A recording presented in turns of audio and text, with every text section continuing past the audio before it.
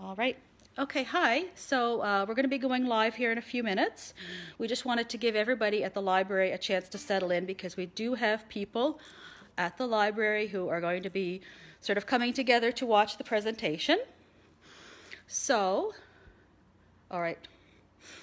Okay, so we just have a message that they are pretty much ready at the library. So I think maybe I will start with a little bit of an introduction, and then we will move on with the presentation. So, okay, pardon me for kind of reading here and then kind of looking at my page, but this is a new experience for us. So first of all, I would like to welcome all of our viewers and participants.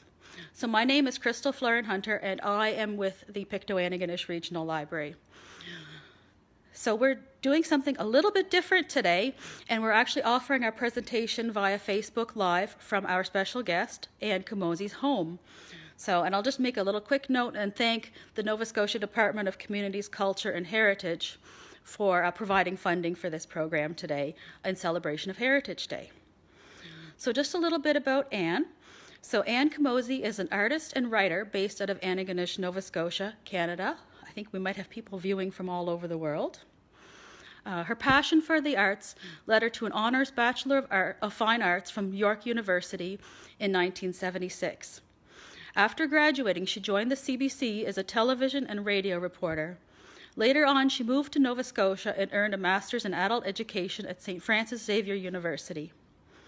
While raising two children, Anne became an award-winning international environmental education consultant and later university senior administrator. An accomplished author, Anne's story, The Great Caribou, was longlisted for the CBC Short Story Writing Contest in 2018. In 2003, illness forced Anne to slow her fast-paced lifestyle, and on the advice of her physiotherapist, she began using drawing as a distraction from pain. Picking up a paintbrush for the first time in over 25 years, she soon regained the passion for art she had as a young woman. Discovering a talent for painting on silk, she began a full-time studio practice. And if you have ever visited the People's Place Library in Antigonish, you will have seen Anne's work reproduced on the nylon banners which are hanging in the bistro area. I have one of the originals in my office, and I would love to be able to keep it in there, but we have to figure out a plan for auctioning them off at some point, I believe. A facilitator, writer, and educator throughout her life, she has presented widely on many topics, including environmental education, sustainable communities, nature and creativity, as well as art and pain management. The topic of art and pain management brings us to our presentation today. Heritage Day 2019 honors our artist Maude Lewis. While her whimsical and colorful paintings evoke feelings of joy, Maude Lewis lived most of her life in poverty and in pain from rheumatoid arthritis. As we will see, Maude occupies a special place in Anne's heart. And I would like to invite everyone to pick up some paper and crayons or pastels or other coloring supplies and follow along today. And now I will introduce Anne. Well, hi everybody. Wow, I'm a little overwhelmed by that introduction. I wasn't expecting that. I want to thank everybody for taking time out of your busy day to come and join us online today. And I really want to thank Crystal and everybody at the library for allowing me to do this in my pajamas. When she first came to me and said, would I do this? I said, oh my goodness, I'll just be recovering and I don't know. So we're doing something new. This is new for me. And I want to thank all my friends on social media who have supported me, my Twitter world friends. Hello to everybody who's out there. You lift me up every day. And I want to thank home care workers who got me dressed, and nurses who encouraged me on this morning, and family and friends who support me all the time. Leading a disabled life and in chronic pain requires a lot of support people. So all those people who got me to this place today, thank you. So how this is going to work is I have a little presentation I'd like to do on Maude, because Maude really does hold a special place in my heart, and I'll talk to you about that and how it helped me kind of accept changes in my life and achieve serenity within. And I really have achieved serenity within, and I want to talk about that today. And I also want to get everybody drawing. We're going to draw in the air. We're going to talk about how you can buy crayons for like $3 and get color in your life. So maybe with that, we'll just start with the presentation and get this down here going. We're just doing, so I had here, I want to say that the Art Gallery of Nova Scotia very gratefully allowed us to use some images of Maude Lewis, and there's the social media for the Art Gallery of Nova Scotia. And I didn't know that Crystal was going to do that, a biography, but I wanted to say I'm close to completing a novel, and I want to thank the Nova Scotia Department of Communities and Culture for their support for today and for my book. And I define myself more by being a grandmother, mother, wife, aunt, sister, friend, and volunteer rather than my careers as much and my education. And I have a real interest in the mystical and the connections between all life forms. So Maude Lewis here, if you can see her crippled hands, how she's holding her paintbrush even was an inspiration for me. And I'm going to talk about this later on, about how I did my paintings. But Maude Lewis was born in 1903. She lived to 1970. She's one of Canada's most known folk artists, and she lived in poverty in a small house in Marshalltown, Nova Scotia, achieving national recognition in 1964 and 65. There's been many books and plays and films produced about her, most recently Maude. I was disappointed they didn't talk in that movie more about the aspect of pain. Her works in the restored Maude Lewis house are displayed in the Art Gallery of Nova Scotia. So here's some of Maude's art, and you can see her art is really simple. And Maude Lewis painted with paint that she went around to local fishermen and said, you know, give me your leftover paint from painting your boat. So she had no artistic training, she had no good art materials, and yet she created this kind of cheerful, what we would call iconic, I guess, folk art. And the cool thing about Maude is she didn't care whether it was the seasons were right. So you'll see where she'll have blooming flowers. Here we have fall trees in the middle of winter. But when you look at what she did as an artist with no training and paint from boats, fishermen's boats, it's pretty amazing that this woman who was painting in this little tiny house with these crippled hands was actually able to achieve movement, achieve shadow, and joy. And I think there's something about all her paintings that are joyful, and I think that's what people are drawn to. And tulips are a big feature in Maude's work, and we're going to talk about tulips today as well. So again, here, look at the shadows of the rocks, look at the perspective on the buildings. Remember, she's gone around to different fishermen and said, give me your empty paint cans. And then she's mixed her own colors. She's got a bird that isn't quite in the frame. She's managed to achieve movement, and she makes us happy.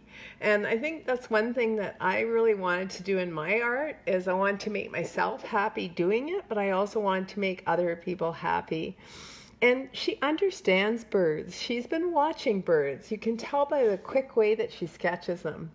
But what really got me were Maude's tulips. I thought they were brilliant. And so I was having a moment of despair one really winter day, and things were like piling up all around me. The snow was piling high, and life was piling high, and this is near the finishing of the painting. But I decided I am going to do something with Maude. And there's the tulips I'm looking at from a book, and this is me mixing colors up here to try and match the colors that Maude made. And I tell you, she did some sophisticated color mixing to get some of her colors. And this is me looking at Maude, and I called my presentation Channeling Maude Lewis, because the whole time I was painting, I would be looking at Maude and saying, if Maude can do it, I can do it. Because my hands weren't nearly as crippled as Maude's. I didn't think my pain was nearly as bad as Maude's. I certainly wasn't living in the poverty that Maude was living in. I could buy good paints and good brushes, and much luckier than Maude. So while I was doing the paintings, at this point in my life, I'm in a wheelchair now, but at that point I had what's called a rollator. So I thought, well, Maude and I are going to paint together. So there's me in my rollator, and I've got tulips around me, and I've got little birds, and there is a painting I'm making of a tulip with my name, just the way I sign my regular paintings. And there's Maude painting, and I thought, I really want it to look like Maude. I want the painting of Maude to look like Maude. So there's Maude, and I thought Maude's got a lot of pain, and you see Maude's painting tulips, and she signed her name Lewis, and she's wearing her traditional pink apron, and I gave her a bed of tulips for her sore arthritic feet. And I decided that we needed little creatures crawling around us, but the part of this painting I like the most is our paintbrushes are touching. So I have my paint can, and she has her paint can, and our paintbrushes are touching. And I really felt like I was channeling Maude. So there we are. That's almost the whole painting. And I'll show you the whole thing in a minute. But there we are painting together. And as I was painting with Maude, I really felt like I was painting with Maude. And I felt that what Maude was doing was shutting out the winter and shutting out the pain and just getting into the color of the tulips. And tulips, we're all going to draw tulips later in the air. And look at how joyful she was, and look at how she surrounded herself with color. And I would say that that's my philosophy in life as well. So there's me putting the last finishing touches on the painting. And silk is quite an interesting medium to work in. This silk would have had to been washed and ironed and stretched. And the first thing I do to make the drawing is I use this material here called Gouda, which provides a barrier. So that if I want to put the orange inside here, it doesn't run into the yellow. And this painting, I think, is about 18 by 18 inches, and it's in a private collection. So, but I wasn't just happy, and here's how I'm mixing my colors here in jars, and you can see over here I'm mixing different colors. And when you paint with silk, it's like painting with watercolors. I'm using watercolor brushes. There's just another angle of me in my former studio. This is about over 10 years ago that I did this. My hair is much grayer now. So there's my tulips. And I think Maude's are probably even better than mine. And so I thought she was a great inspiration. And there's the finished painting. And you can see my name at the bottom and how I surrounded us. But I wasn't satisfied with just one painting. I noticed that a lot of the pictures of Maude were taken by her famous painted door, and she'd be holding a painting. Look at her thin legs and how fragile she is. And this is her husband. This is her house, her tiny little house. And I decided, I bet you Maude would go, every time you saw a picture of her, she was outside holding a painting. And that was probably because she didn't want people inside. And I thought she probably stood out there and fed birds. So I used this photograph right here as an inspiration for my second Maude painting that I did, which was called Painting Maude Feeding the Birds. Now this is the painting in progress, and you can see I have the photograph up here of her, and I was reproducing this part of her door. And let me tell you, just reproducing that part of her door was a challenge. It was a very sophisticated piece of art that she did. And I tried to make it look like Maude. There's another picture I have below that I'm working with. And painting isn't finished here, but you can see I'm really trying to make it look like Maude. And again, I did the same thing, channeling. And here's the finished painting. And again, I'm all about color in my work because I really believe in the healing power of color. And if anybody is in Nova Scotia and has not gone to the Art Gallery of Nova Scotia, her whole house is preserved in the art gallery, and that is quite an experience to see. Here's part of the painted door right there, and you can see her windows were filled with painted tulips. And inside, she painted everything in her house. So if you've never visited the Art Gallery of Nova Scotia and seen Maude's painted house, I would really recommend it. So why is color like so good for pain distraction? Well, you can't feel pain without your brain. So distracting your brain from pain and suffering, mental or physical, is key because you're changing the way your brain actually responds to things. Art, music, dancing, they're all proven to reduce amounts of pain meds and improve moods. And I want to talk about this not just about pain, but for people suffering from isolation, from loneliness, from mental illness, people who are in palliative care, people who are just working through something in life that you have to surrender to. Distraction in using any kind of art form for distraction really works. So blue, green, purple are the cool, soothing colors. People have commented, especially on Twitter, about how much blue I use. That's because I'm trying to calm my own pain down sometimes, where red, yellow, and orange are warm and they're hot wake-up colors, and they might not be as soothing as blue tones. So it depends on what you want to happen with colors. So you can go to me, like I've got a red sweater on today because I woke up and thought, can I really pull this off? Can I really actually do this presentation? Yes, you can, Anne. But I wanted to look like colorful. So I didn't want to be in a soothing and quiet mode. I wanted to be relating to you and helping you to understand how important color is. So even when I don't go out of my house, I put on color. So we'll go back to the slideshow here, Crystal. And here's an example. For example, this was a commission I did for a woman who had rheumatoid arthritis, and she wanted a soothing painting. And you can see that it's all in the blues, greens, and little bits of yellow, so it's really soothing. And this was a palliative painting that I did for someone, and they said when they were ready to pass to the next life or journey on, however you use that term. When she died, she was going to crawl right into my painting. I thought that was quite an honor that she said that. This is another commission that I did for someone who was really sick, and she had 6 sisters who commissioned the painting, and that's her in the middle. And then I did each of the sisters in a different color, and then I had each of the colors going into her in the middle. But the outside of the painting, again, has that blue soothing tone.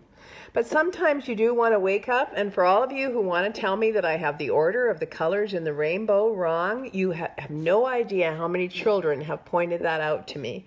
I don't know what I was thinking when I did that rainbow, but this painting was done for a little girl with cancer, and she carried this painting to and from the hospital, and I did a whole series of angels for children with cancer. With those ones, I tended to use a lot more color, and I'm painting kind of like Maude here, really simply, real simple forms and lines. This is probably one of my most autobiographical paintings I've ever done, where I was trying to, it's called Tears of Color. So there's me, and I'm trying to process changes in my life, but I'm turning those changes into color. And you'll notice that the bulk of the painting is in the soothing blues. And I remember when I was painting this colorful part down here, I was having like quite a bad day, but my whole brain just changed up when I started doing those colors. So color is really important. And this is a painting I want to talk about. I was commissioned by the QE2 hospital in Halifax they wanted to auction off a painting to raise money. And they asked me to paint a painting about my pain. And one of the things I want to talk about for any of the artists who are watching is how much I use the color wheel when I'm painting. Or I have a color wheel in my hand, and I have one more element to fill in on this painting. And I must have looked for days trying to decide what that last element was going to be, and I'm flipping different colors around on my color wheel trying to figure it out. I really think about color quite a bit when I'm working. And this painting is called Painting Away Pain, and actually it was a difficult painting to do because I used a lot of the hot colors. There's how I filled the person in. You're going to see sections of the painting here. There's me. And what I wanted to show was rising up out of the pain through art. So there's people like all elevating in the painting with paintbrushes. And the reason, there's the painting, and this person is shooting here with a paintbrush. This person's got a paintbrush. And these shards of things represent shards of glass, like what pain can feel like. But even doing this painting, which represented pain, I don't know, like sometimes my best paintings came out of my worst pain. And I don't know if you've noticed that the word pain is in painting. So I always thought that was kind of cool. Painting. So this painting was then auctioned off in 2009. There was a big research gala, and I believe it is hanging in the QE2 hospital somewhere, but I'm not quite sure about that. I have a number of paintings hanging in hospitals. I really believe in art to improve the lives of people who are suffering. This painting is called Leaf Angels. These are not very good pictures because it's hard in a hospital to get the fluorescent, but I wanted to show you what they look like hanging. These are big paintings, and here I had a circle of people. I only paint two things. I tell people, nature and people. But what I do tend to do is I do tend to make people smaller than nature. That's another painting in the pain management unit at the QE2, and thanks to everybody there who helps me.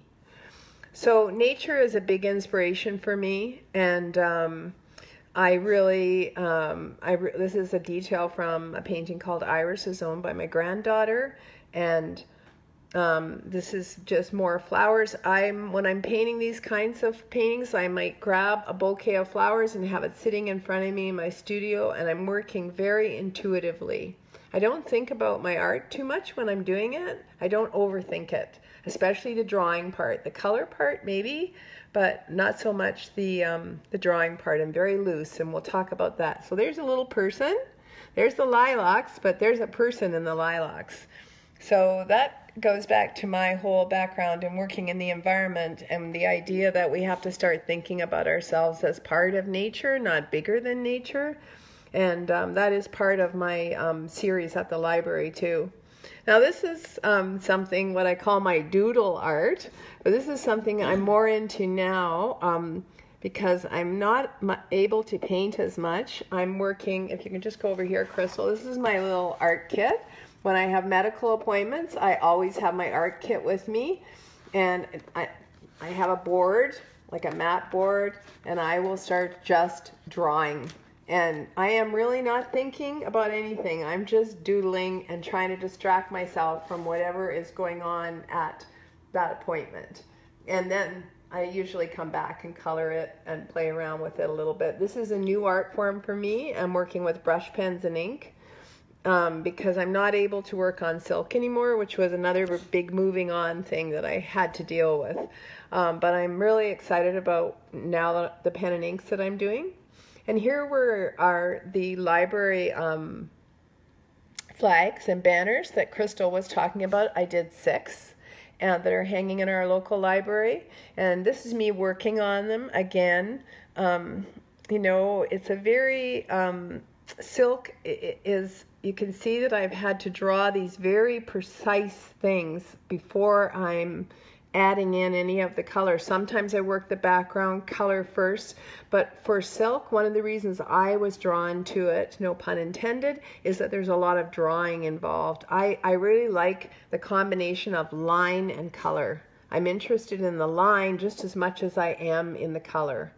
And the 6 paintings that I did were on the themes of flowers, but in each one I had a person hidden reading a book about the flower in the painting. So she's doing yoga, reading a book about lilacs, and I had wildlife from the local area.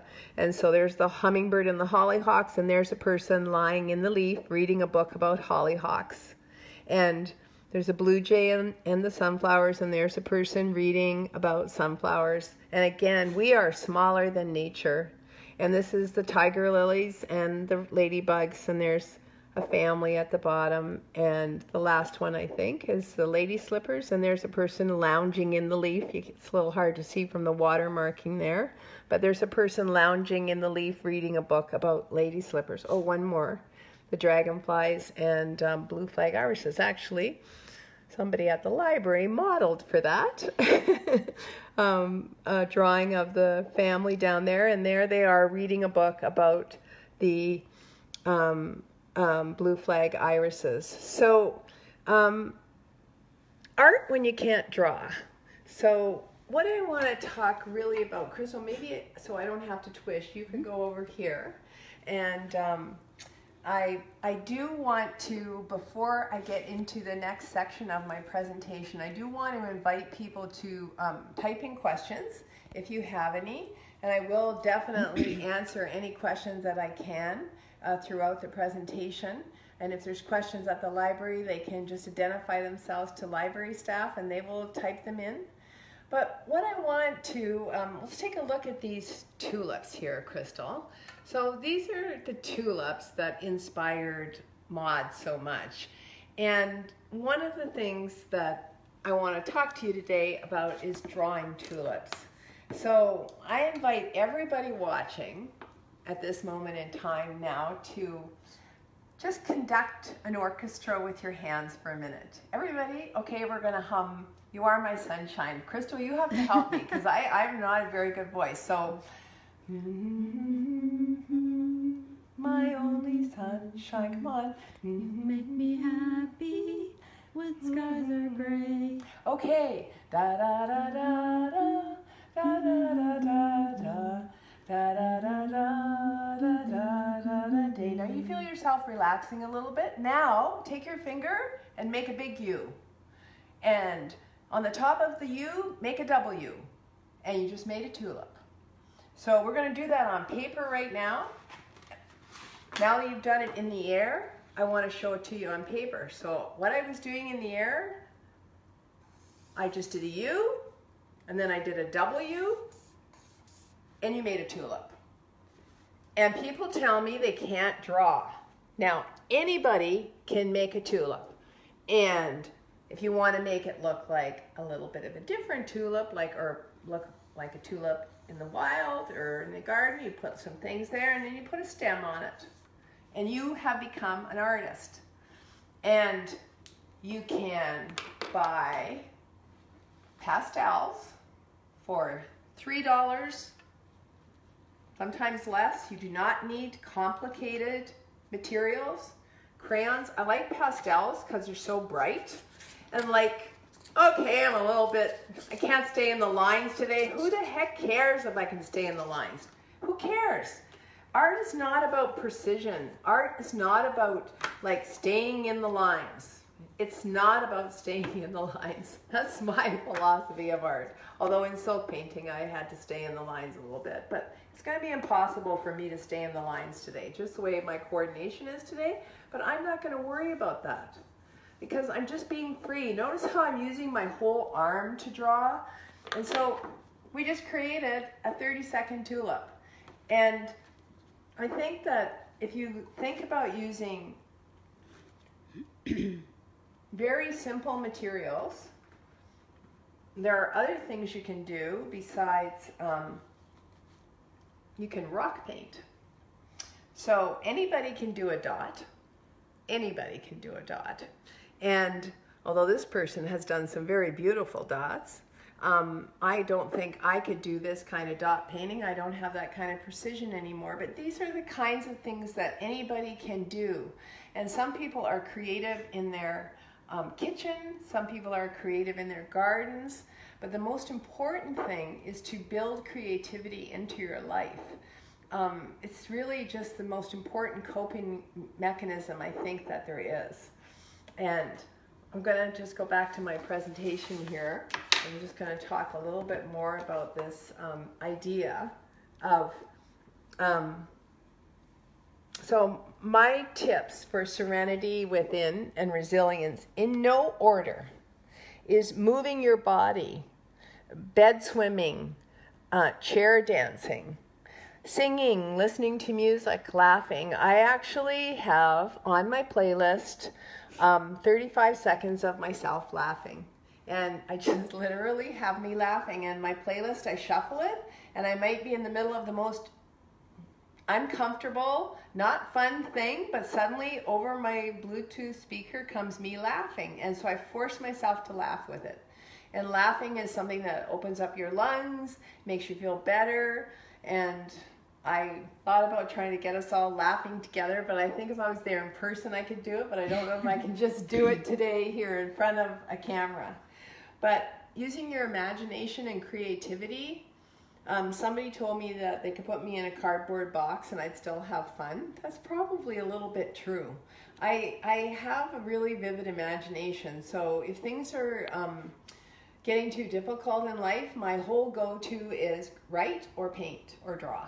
And I am just in the middle of this amazing, interesting novel to me. I'm getting a lot of joy out of writing it, and literally a lot of it is set in the 1800s and just going into a totally different time period.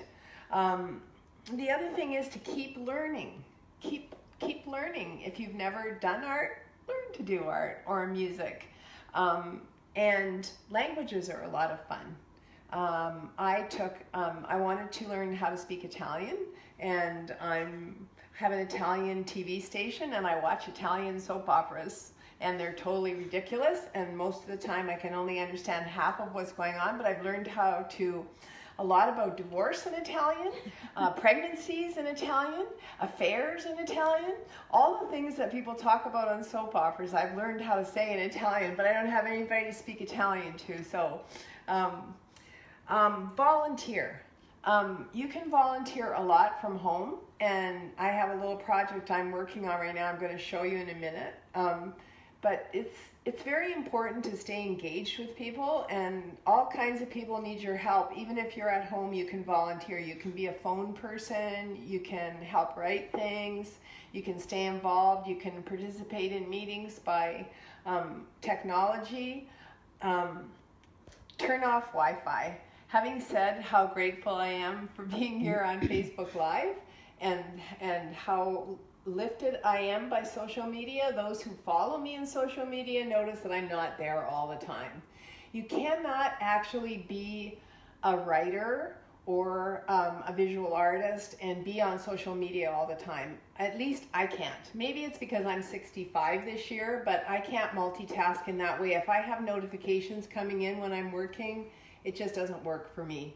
So I turn off Wi-Fi, take a break from it. It's a really different world, the Wi-Fi world, and if you're alone at home and the only connection you have is through social media, that can be really actually become isolating.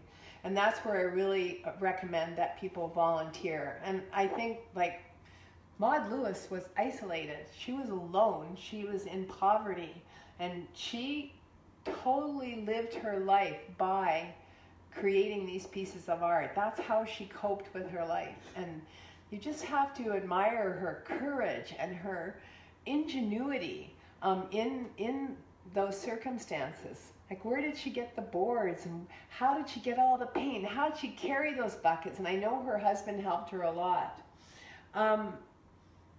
Spirituality is really important to me. I have a real strong belief in the continuum of life. Some people call it God, some people call it higher power, some people call it the great creator, whatever works for you. I have my own system of what works for me, but I do think my spirituality and my mystical connection with things helps me cope with isolation and pain and change in life. I still remember the day when I said to one of the doctors, well, I just want to be better enough to fly to my meeting in April. And they said, no, you really don't get it. Like, you're not going on the plane. You're not going to that meeting in April. That's not happening anymore. That's not a life you're living anymore. You have a new life to live now. Now, believe it or not, I had not picked up a paintbrush in 25 years. I went to art school, and I loved painting. it was a very difficult art school to get into, and I had a portfolio when I got in, and the whole 4 years I was there, I painted every day. But then I graduated and I got a job, and I got married, and I had kids, and I had more jobs, and I was very creative in my work. I was creative in my garden, I was creative with my kids and in the kitchen, but I never did any art. And so one of these doctors was actually a physiotherapist named Nick Matheson. If he's listening today, thank you, Nick, who said, your assignment is to come back to physio tomorrow with a drawing of your pain. When he found out I'd gone to art school, and I said, well, I haven't done any drawing for like 25 years. I don't even know if I can draw anymore.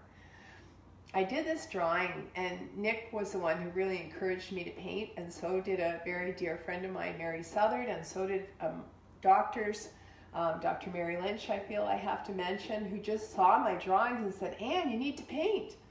And the interesting thing is, I got my sketchbooks out from university, and 25 years later, I was painting and drawing the same way, the same things, the same themes.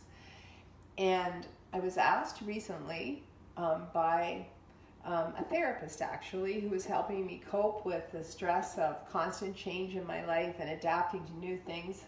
If I could go back to 2004, before I was disabled, not have a wheelchair, not be disabled, be flying all over, have this big career, but I wouldn't have painting, I wouldn't have art, would I go back? Now you might think that that question would have taken me a while to answer. It took me like about 2 seconds. And I said, I wouldn't go back. I actually surprised myself when I said that I wouldn't go back. But the reason I wouldn't go back is because I found something that really gave me joy and serenity. And I think Maude Lewis found that. And I think everybody has something that they've always wanted to do. And I would certainly encourage you not to wait 25 years, because the joy I've gotten from art now, I never gave up writing. I was writing my whole life long. I just never shared it with anybody. I took a big leap last year with the CBC contest, and I'm going to be taking a big leap with my novel. But for some reason I gave up. I just gave up drawing. I didn't make time for it in my life. And I would say that making time for your imagination, making time for your mystical connections to nature, to whatever it is inside of you that gives you joy. I know for some people it's music. You can probably tell by my rendition of You Are My Sunshine that that is not my forte. I'm so glad Crystal's here, because she's smiling at me, and that makes me feel that she's my audience of one, that I'm doing okay at this. It's a little bit different to just have an audience of one. Fantastic. So that's great. Yes, I'm the kind of person that if I sing in the shower, the hot water turns off. And that's a line in my novel that I stole from one of my caregivers, so I can't attribute that to myself. But for people who have music, I really envy them. I use music a lot, and maybe Crystal will go back here to my slides again. I want to talk about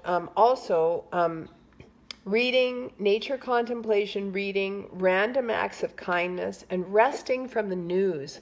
Like, we have so much bad news these days. Give yourself a rest from it. We all know it's bad news. I'm not saying stay out of touch, but rest from it. Goals are really important. So I had one goal today. I was going to get up. I was going to get out of bed. I was going to get help getting dressed. I was going to have my hair put in pigtails. I was going to put on some lipstick and earrings. Well, I couldn't do that by myself. And I was going to do this presentation. That was a big goal for me. And getting the presentation ready was a big goal. But I also set mini goals. Like, I can still walk a little bit, not very much. Right now I can take 8 steps. So I'm trying to work up to 800 steps. Now, how do I do that? I do 8 steps 100 times a day. I know that sounds completely crazy, but I don't want to lose those 8 steps.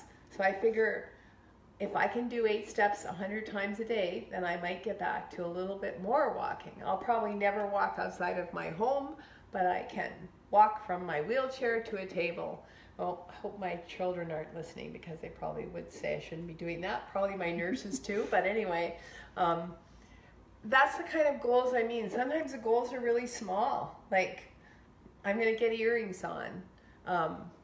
This is the last thing I think is really important. So positive self-talk. So last week I had a major treatment that I have to have every 90 days. And it's a very difficult treatment for me. And painful. I have to travel a long distance for it. I have to go through it every 90 days. And I know what the week is going to be like. And I know what's ahead of me. So what did I write in my planner? I wrote, courage on Monday. Tuesday said, you can do it. Wednesday said, you're awesome. Thursday said, don't think about the next time. Friday said, you're almost there. Saturday said, don't freak out about the Facebook Live presentation on Tuesday. And you'll get there. So that kind of positive self-talk is like, you have to do it. You have to find a way to do it. I have to write it down for me because I can get distracted very easily from suffering or isolation or just the complications of leading a disabled life. Like, how do I even get to a medical appointment, let alone have the medical appointment? So I want to talk just briefly about my book because I did write a book about Serenity. And I don't want this to be a big promotional thing, but I do want to say that people told me I was absolutely crazy to self-publish a book when I couldn't go to any markets to sell it, when I couldn't go to any fairs to sell it, when I couldn't go to any booksellers.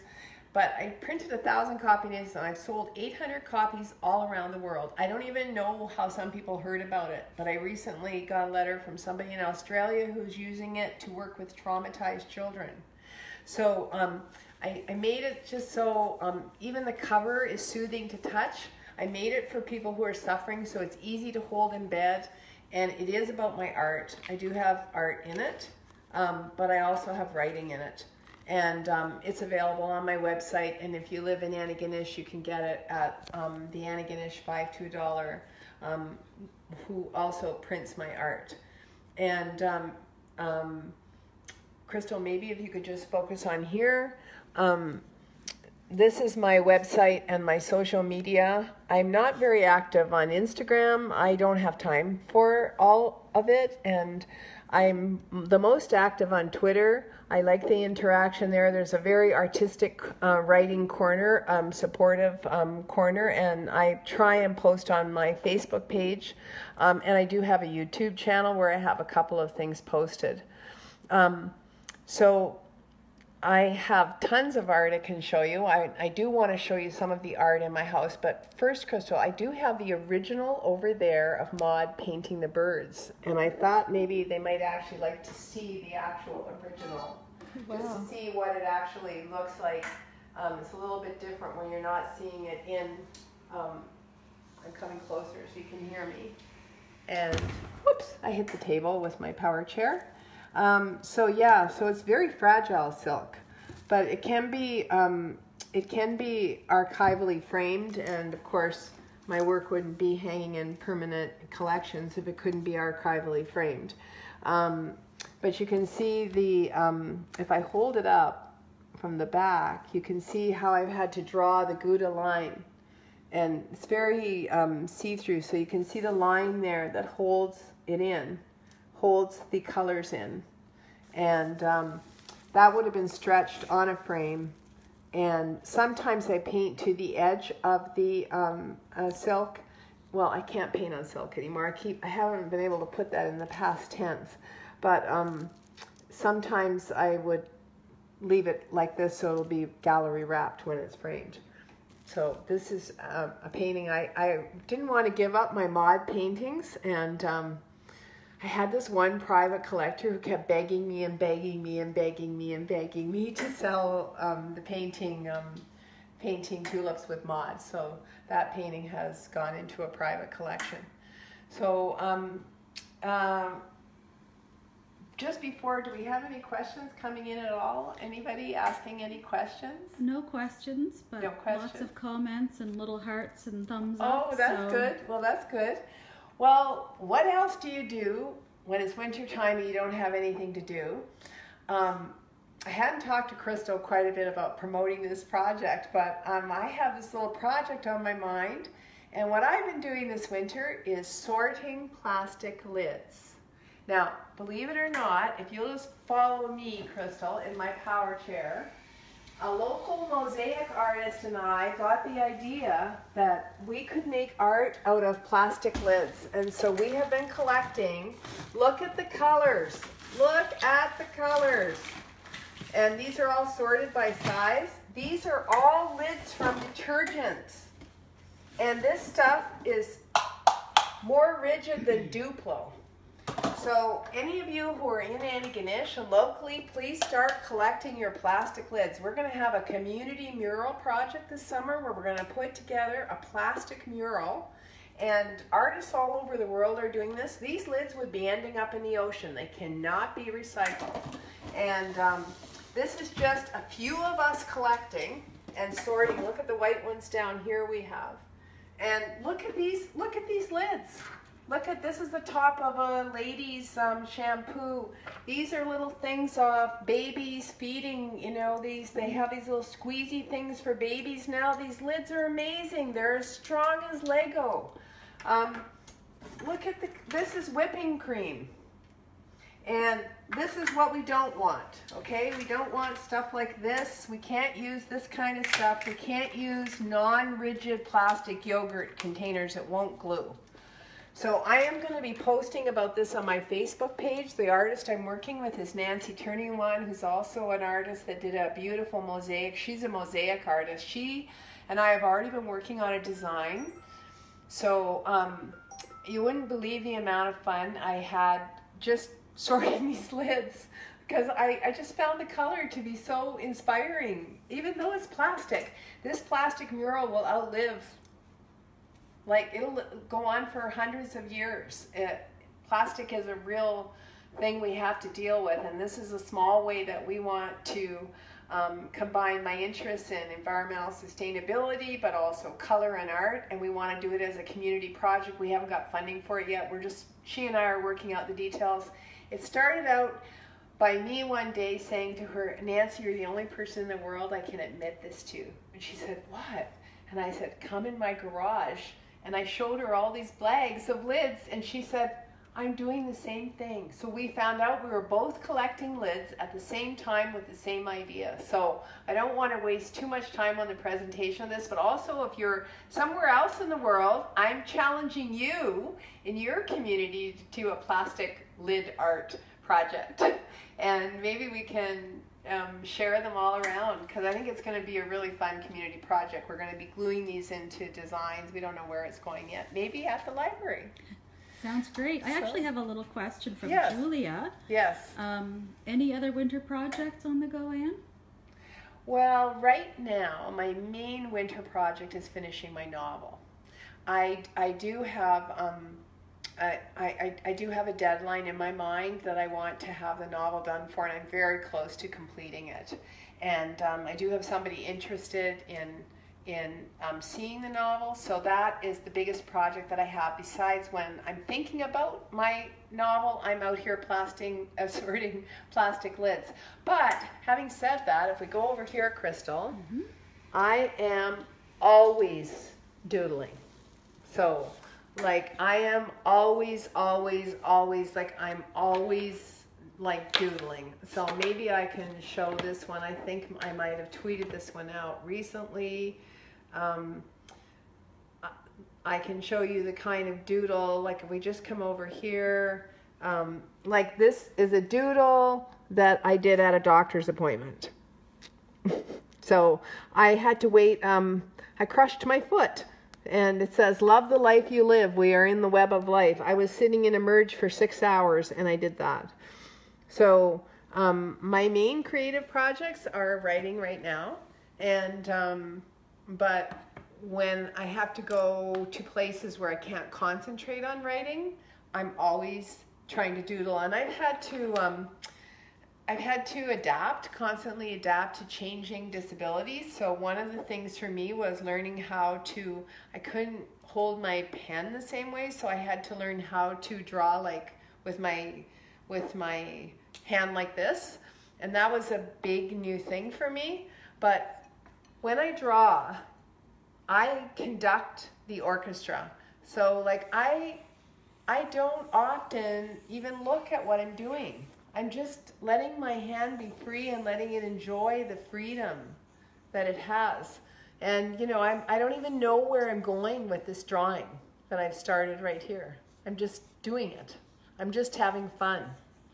And that's really what I want to emphasize to you about drawing. For example, if I don't know, I'm just feeling like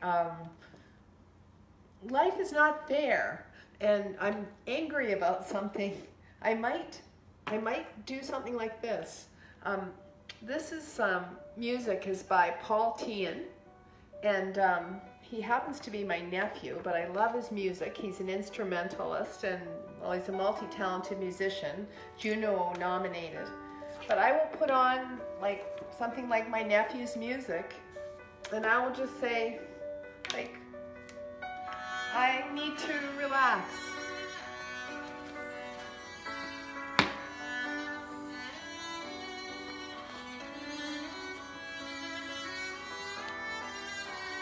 And then I might just decide to color that in. So like, what if you all just, to the music, just start drawing in the air right now? See, like, if you imagine that you're drawing, put on music, you just get into it. And sometimes for me, because I turn that down a little bit,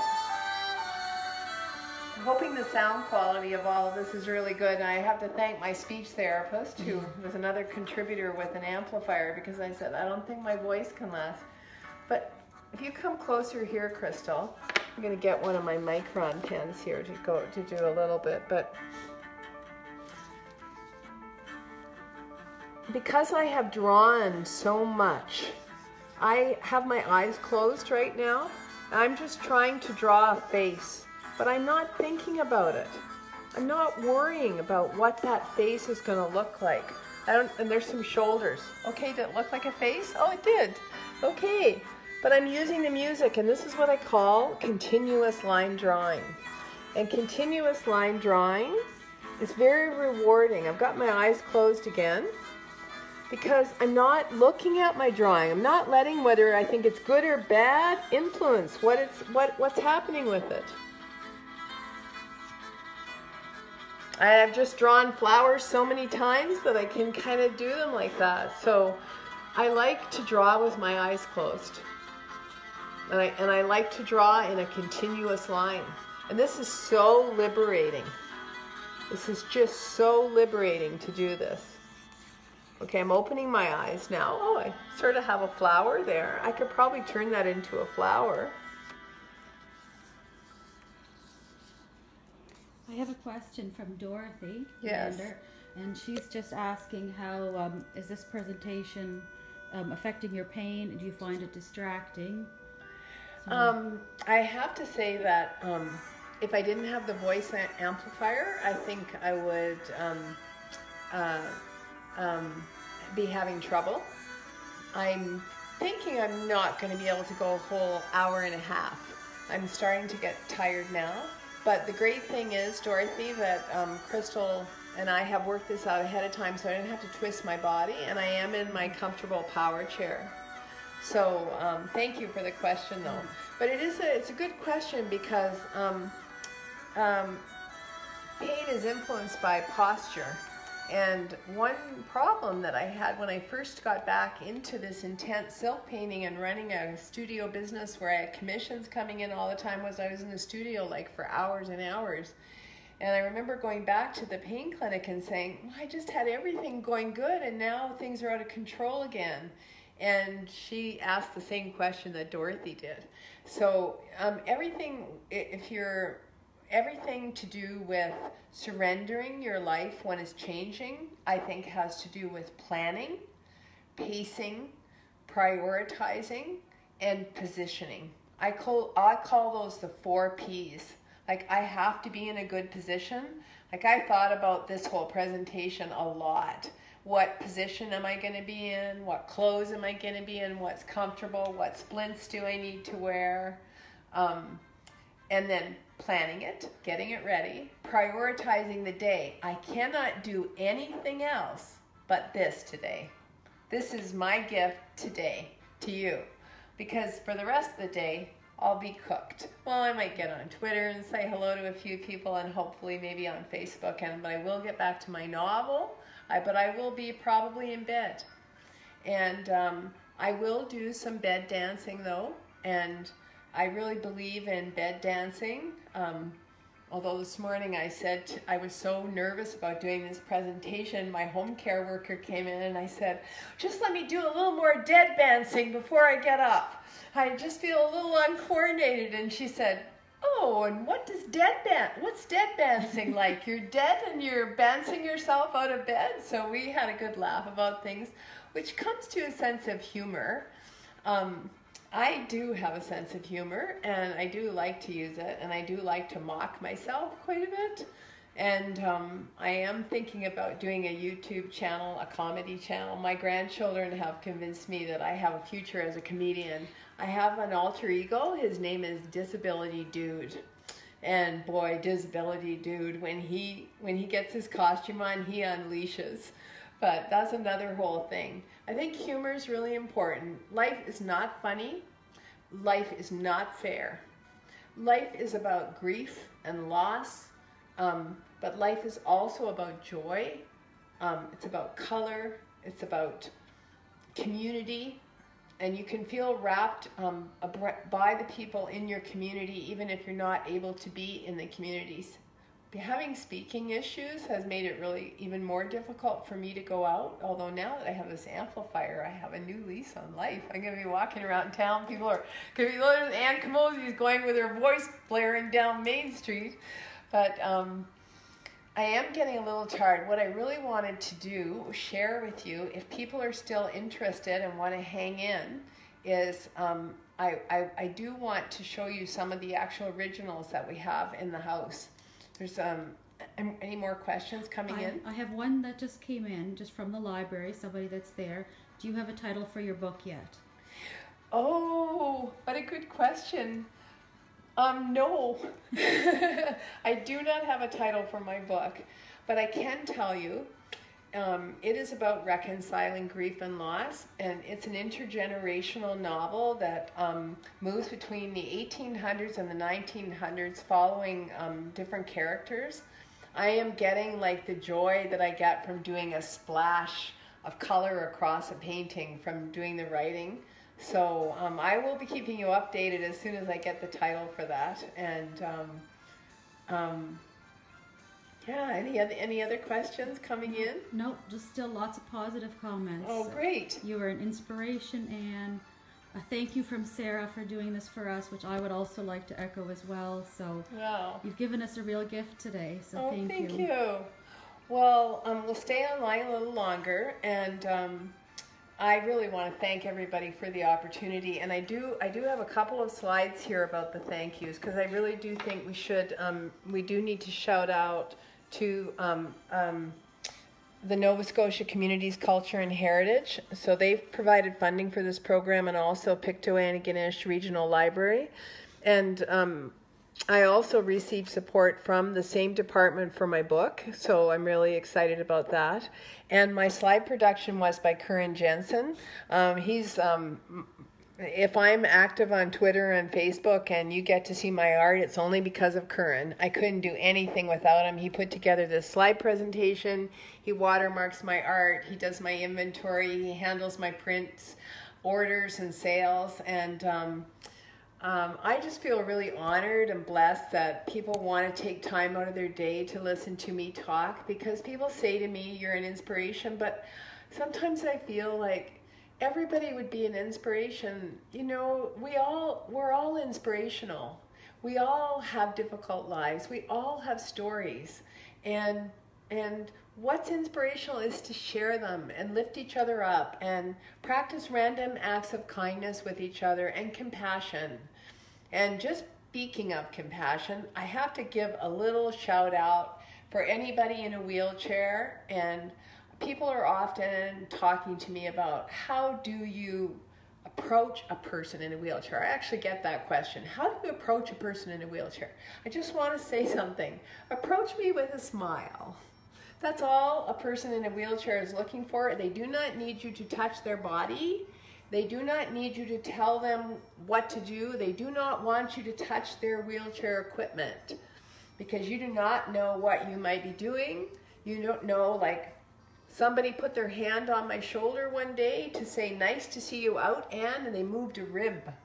So I think if you ever want to know what a person in a wheelchair needs, ask them. That's the best way to do. And give them a seat at the table. So if you invite them to a meeting, take a chair away, because they're bringing their own chair. And I say that people say, you know, I'm inspirational just because I live in a wheelchair. Well, no. If you had to live in a wheelchair, you'd live in it too. My wheelchairs are my best friend. I'm not confined to them. I'm not bound to them. I correct medical doctors all the time who write on my chart, she's wheelchair bound.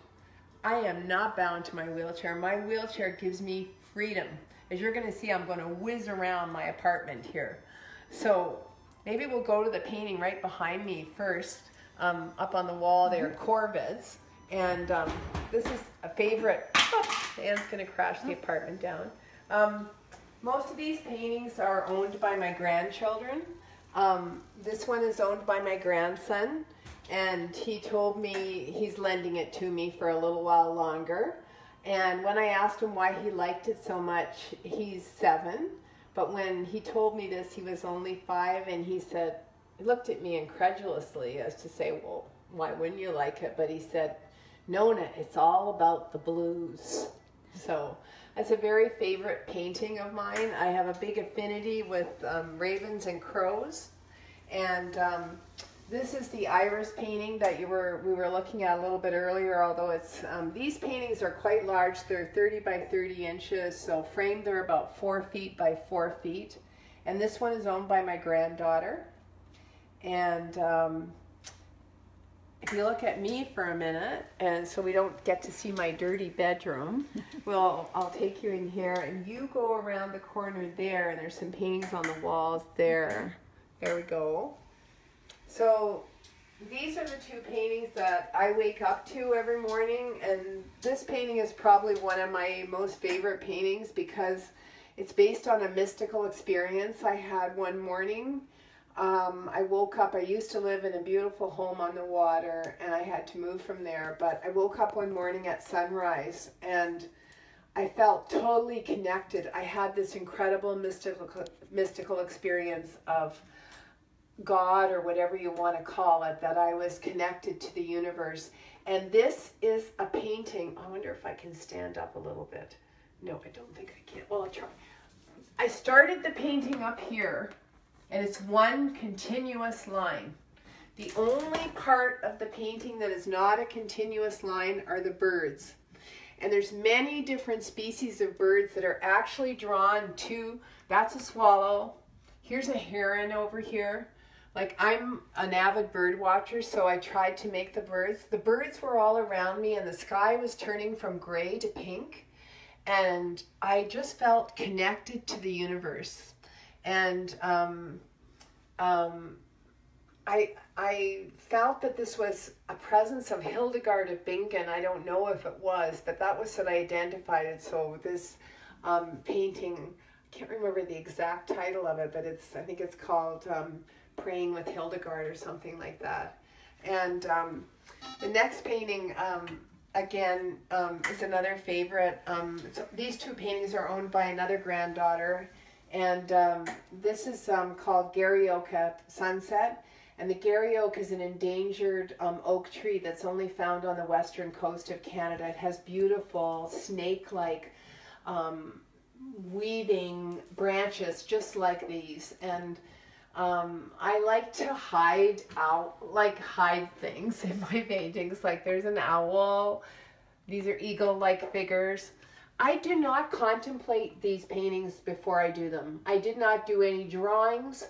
In terms of the Hildegard painting, I left the sunrise, I walked from the shore, and I went to my studio and I did the whole drawing in 1 hour.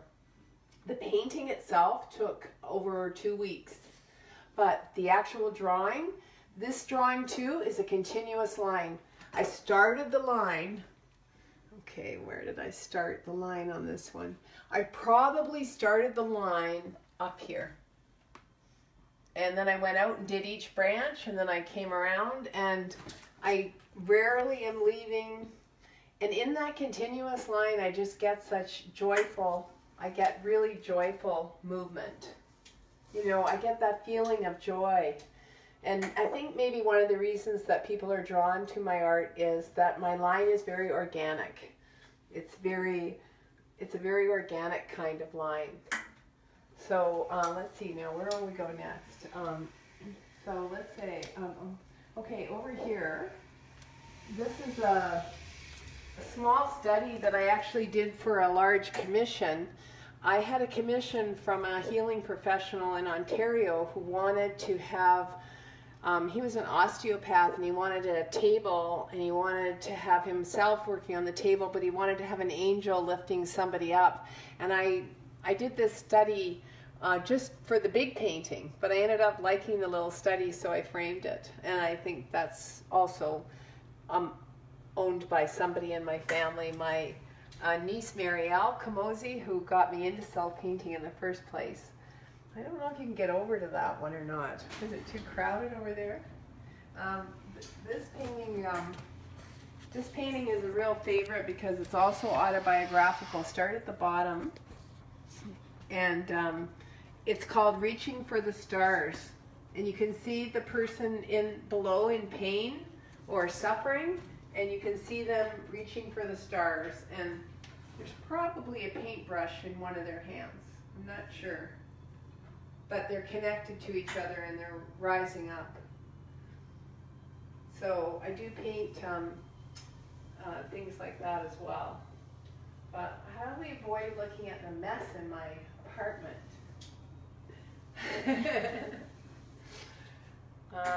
I'm not really much of a camera person, so I'm just well, how about you hold it it on me and I will drive, and we won't get much background. Keep it kind of tight on me so we won't see all my mess. I can drive backwards really well because this is how I have to load on the wheelchair bus. People don't. I'm driving this wheelchair, by the way, with the palm of my hand. Okay, so here's another one we have here. I like to paint vertical. And a boomerang shout out to Wendy Klein if she's out there listening, who also likes to paint long and vertical. And this painting was called, I think, Winter Dreams or something. Like I was totally like just overwhelmed by winter, and I said, I want flowers. So I made them.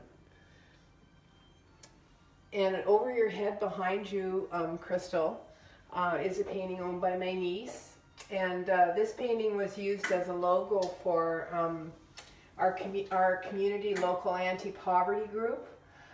It's the idea that we're all in it together. We're all helping each other out. And you notice I have a spiral in the middle of every person in every painting that I do. And there's a spiral in the middle of the birds too, in every animal. And that's because that sort of represents the soul. Because I do believe that all creatures on this planet are connected to us, and whether they have a soul, that might be a debatable point, but this is a really favorite painting called Wheel of Fortune. Ooh, crash. Sorry. And again, I think I was feeling really down the day that I did the drawing for this, but I realized that there were a lot of people out there that were still with me, even though I didn't see them. So I decided to draw myself my own Wheel of Fortune.